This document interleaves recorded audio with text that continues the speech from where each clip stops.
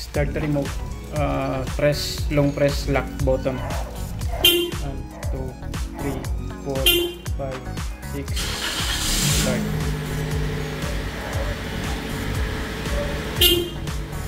Shutdown engine.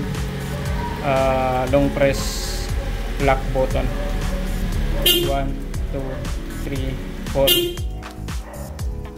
Then lock.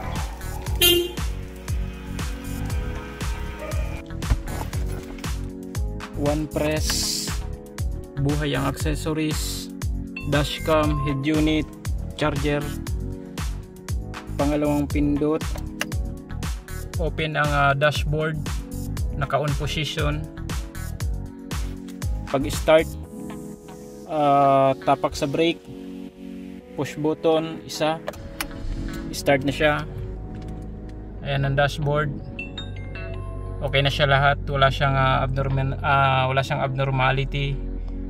Shutdown engine, tapak sa brake, push button isa, off na lahat siya, automatic. Ayan. Ito standby mode. Kapag naka-unlock, nag-glow siya, pero kapag nilock mo na yung sasakyan mo, automatic magsha-shutdown na rin yung ating itong push button. Ayan, i-unlock natin. Ayan, nag-close na rin yung ating side mirror, patay na rin siya. Unlock. Ayan, standby mode, open ang side mirror.